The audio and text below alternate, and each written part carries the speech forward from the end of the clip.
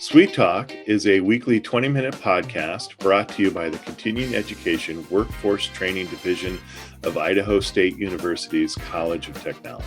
This podcast is part of our continuing outreach efforts, and the format is conversation.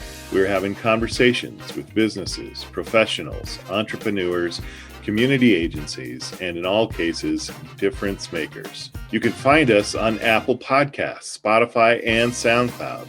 So subscribe today. Take 20 minutes and hear from people living in your community who are making a difference in your community. It's time to get started with Sweet Talk. Hey, everybody. This is Jason Batalden, the Assistant Director here at Continuing Education Workforce Training. And welcome to our season 3. We're in season 3, Paul. We're in season 3 of our podcast. Season 3. Wow. Jim, everyone, I'll introduce our guest here shortly, but Jim, I just want to tip you off something. We are as shocked as anyone that we're starting our 3rd season of this podcast. I think we're pretty excited that this is, that we have it.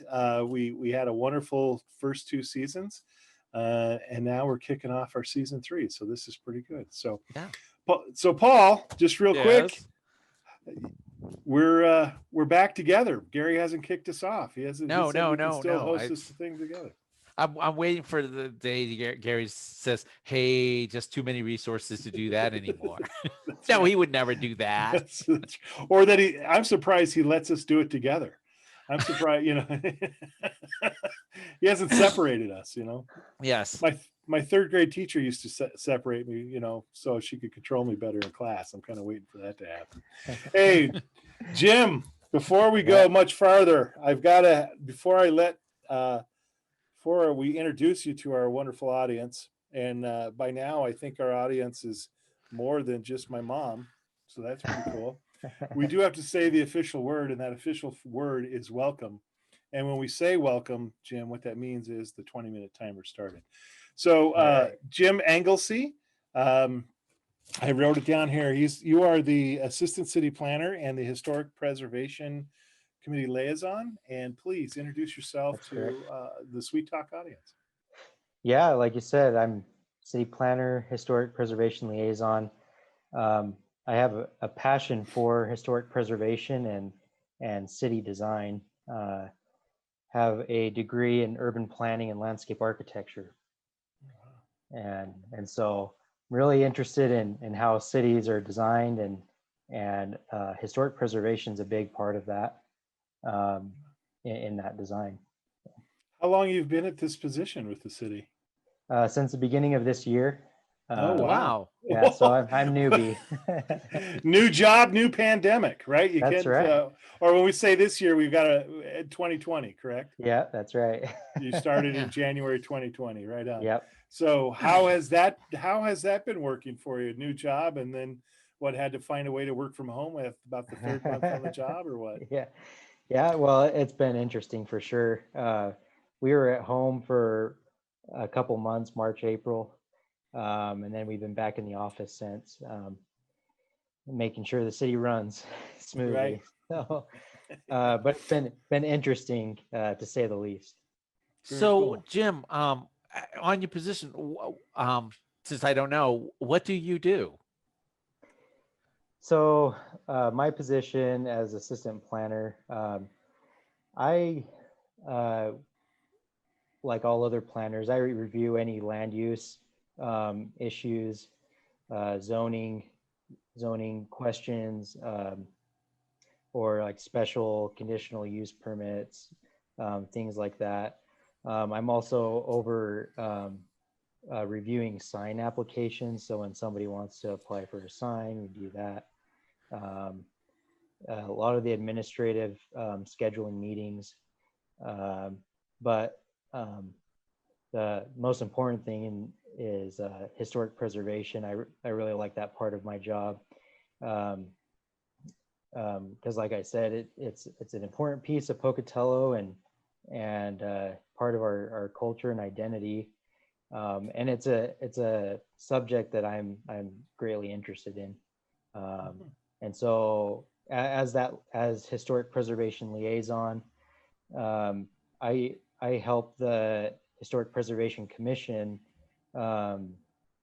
in reviewing applications for our downtown historic district for people that may want to alter or add new buildings in the downtown.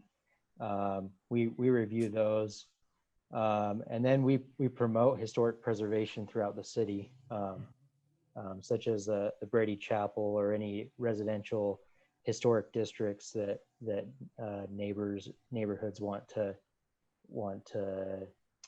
include in their neighborhoods. It's probably very clear to those people who've lived in Pocatello for quite a while that there are a lot of historic properties and buildings in the area of Pocatello, which is, but maybe for someone who isn't too familiar with the area, might be surprised to learn the significant properties that are in the community that are under historic protection.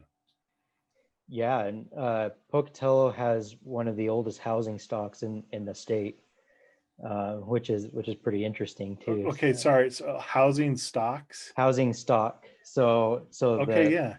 The amount of housing that we have is one of the oldest in the state. Oh, okay, right on. So how much is there? Like, is there a way? How do you measure? Okay, I'll just ask the dumb question. How many historic properties do we have in Pocatello? I mean, 500, 600, or I mean, is there too much to count? I mean, and I don't mean to put you on the spot, but that's why it was such a bad question. But I mean, what are we looking at when you're looking at a community our size?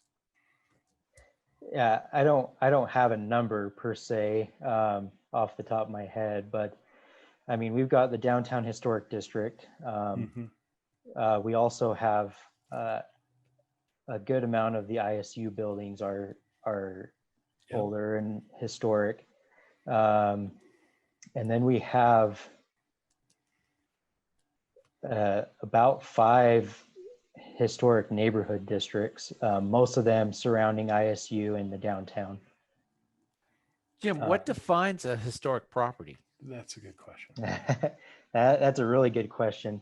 So the way that we define historic, it goes through a whole process, which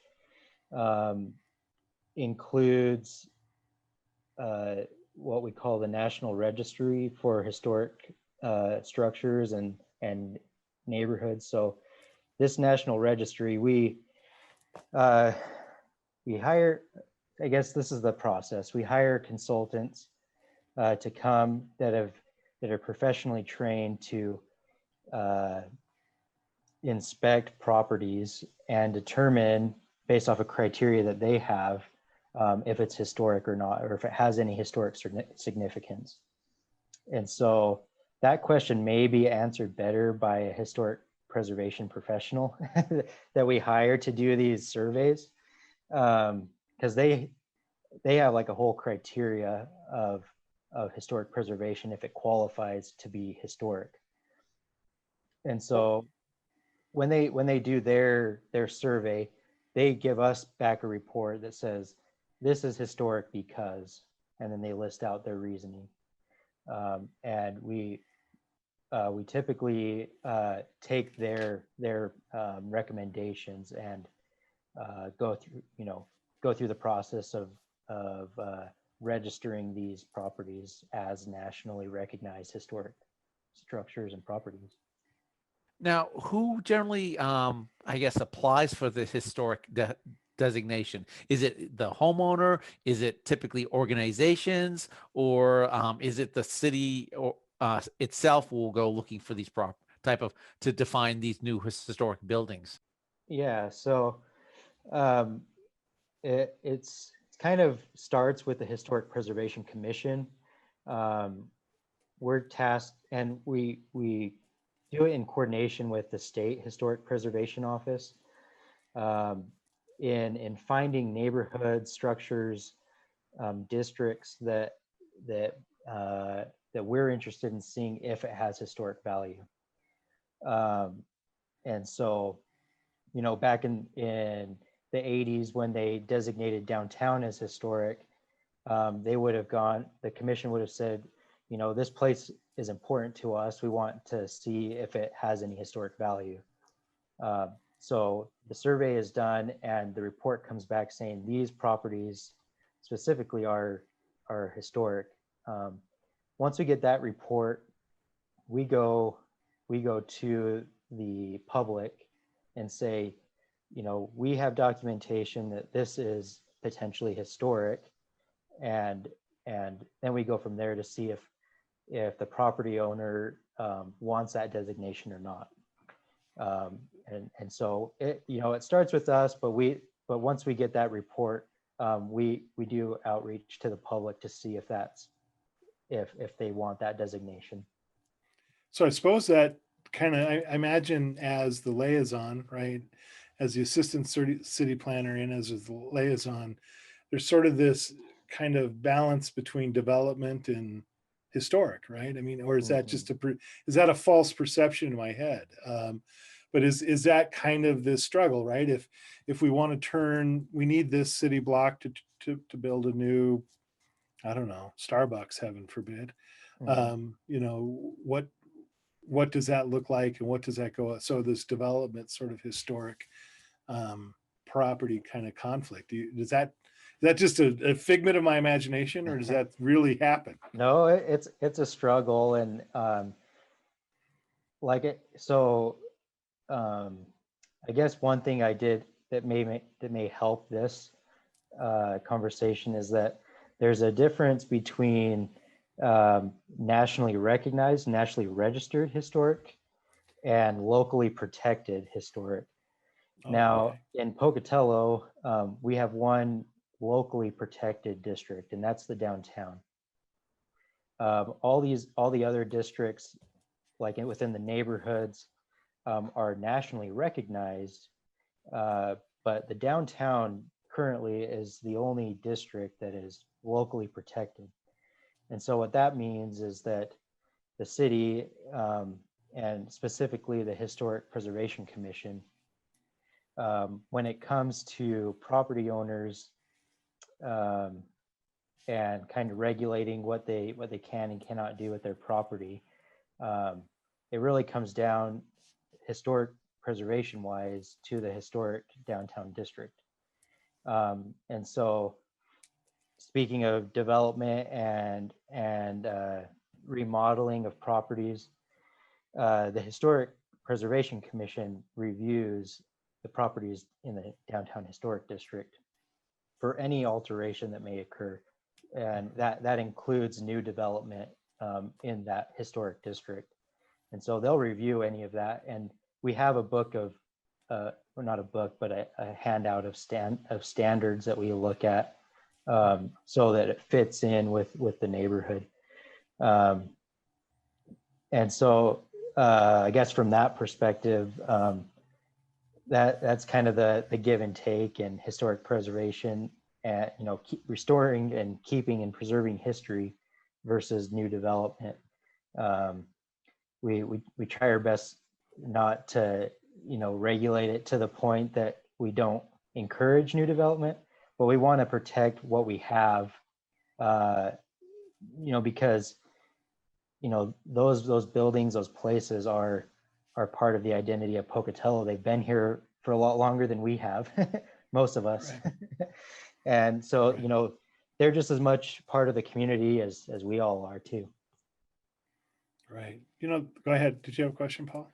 Yeah, well, I mean, I'm from New England, and I was thinking along the same line, Paul. If you want to talk about historic preservations, historic buildings, throw a rock, you're going to hit one. Yeah. But in New England, once property has been designated historic, they have lots of restrictions about what you cannot do to that property after it's been labeled historic. Also, in New England, there are some loans out there for historic property owners that are, low interest loans so that they can renovate a building without changing certain things, at a low interest rate. I didn't know if that was similar in Idaho or not. Yeah, it's different. We don't have those type of options for the most part.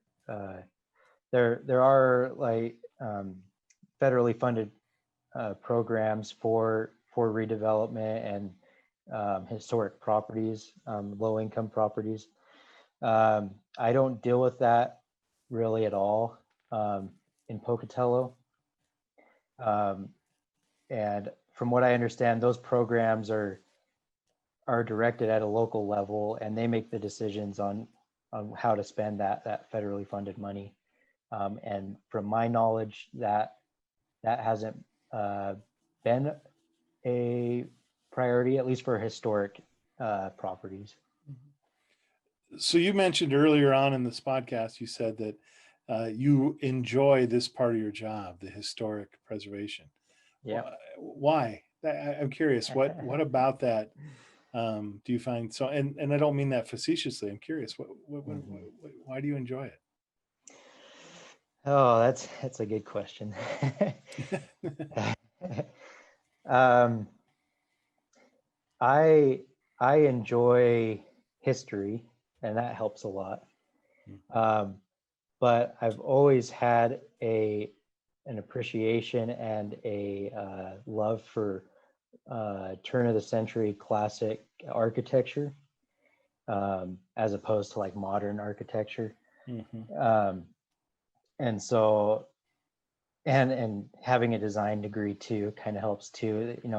Sure. The level of detail these historic buildings have versus a more modern building, you can tell that they put a lot of effort and work into the design of these buildings, and that's something that I admire, I guess. And no, I asked because I'm trying to figure out my wife, because she loves those shows, especially those shows on BBC about people who are restoring these, ancient properties, right? 1500s, 1400s, and to turn them into livable. And I'm like, I don't get it. So I don't know, maybe, I don't know, it might be the same thing. Maybe she has an appreciation for the detail maybe that I don't quite understand. So, yeah. But that's kind of fun. I guess with that sort of appreciation, you kind of went looking for this line of work, or so you came in as the assistant city planner, but did you really say yes to the job to work with the Historic Preservation Commission, or that way? That was just a plus of the job for sure. Okay. But I went away to school. Actually, I went out. Oh, you're a homegrown product, are you? Yeah, I born and raised in Pocatello. Wow. Right on. And then went away to school, and going to school, I gained a new appreciation of Pocatello. Oh, very good. Where did you go to school? I went to school. My undergrad was at the University of Utah. Okay. And my graduate degree was from Utah State University. Very good. So not too far away, but away nonetheless. But yeah, so gaining that new level of appreciation of Pocatello made me really want to come back and find some way to practice some type of city design, urban design, and historic preservation. And right about the time I was going to graduate from my grad program, this job opened up, so I took it. Right on. Nice. So did you buy a home in the historic neighborhoods of Pocatello and turn it into a project, or that's is that still? That's a dream. I'm not there yet, though. Yeah, I've heard, how many people I said that's a dream, and then when you talk to them, they're like, this dream became a nightmare. Yeah, I've heard many of them. Yeah, well, back east, I used to be a real estate appraiser, and that was back east. So I ran into a lot of people who purchased older homes for their love of the antique architecture, and some of them lost that appreciation over a little time. To keep that antique look is a little more costly. It is, yeah. Very good. So do you guys, I know you're the liaison with the Historic Preservation Commission, but you guys do some events around the calendar year. I know in October you guys do the cemetery tour. Is that correct? Yep, that's it. And All is that, the all do you have fall- another one after that, or no? Is that? That's our main fall event. We do also do 2 open houses per year, one for Veterans Day and the other for Memorial Day. Open houses of what? So this kind of goes into the project that we have, but it open houses for the Brady Memorial Chapel, which is in the Mountain View Cemetery. We're doing open houses because of we are in the thick of a campaign to restore and preserve that building. Oh, what is the Brady Chapel? I don't think I'm familiar with that. So the Brady Chapel is a meditation chapel that was built in the 1920s in honor of James H. Brady, who served as an Idaho State governor and U.S. senator in the early 1900s. And it's located in the cemetery? Yep, right at the entrance of the cemetery. Oh, okay, Yep. okay. Yeah, and so it's about to turn 100 years old, and so this is our Centennial Campaign to restore and preserve the building for hopefully the next 100 years. Right on. So are you soliciting donations for that?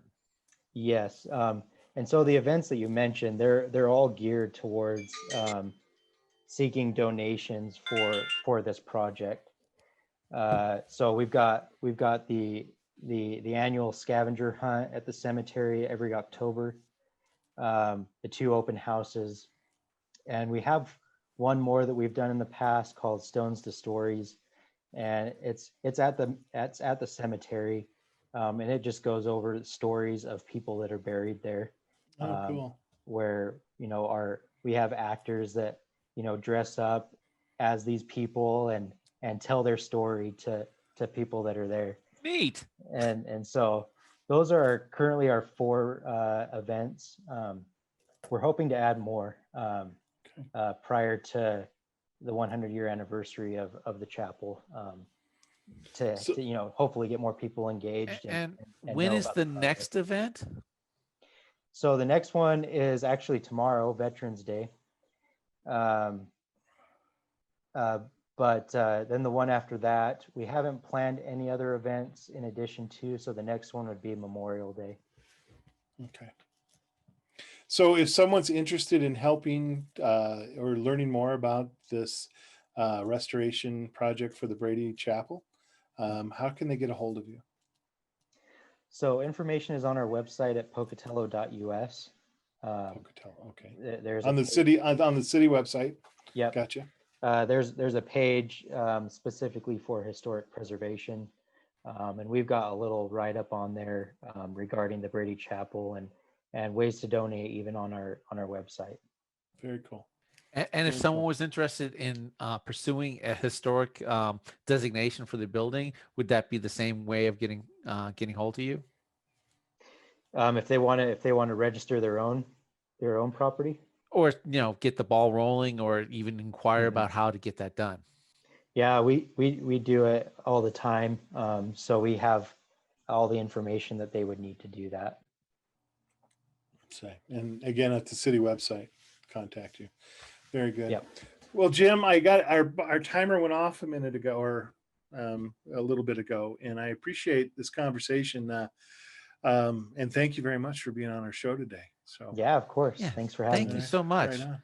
And so closing that up, we want to remind people that this is that they can check us out if they have questions about continuing education workforce training here at the College of Technology at ISU. They can check us out on our website at cetrain.isu.edu, or you can call us at 208-282-3372. We're going to start season 3 off right, Paul. I'm going to get that phone number down. You're gonna get that every phone time I number get it. right. Right. I'm going to do it. I'm going to be good at this year. Sure. Yeah, sure. We can always set goals. Jim, thank you for being on the show. Yes, thank you. And I appreciate the conversation we had today. Yeah, it was great. Thank you so much. Thank you.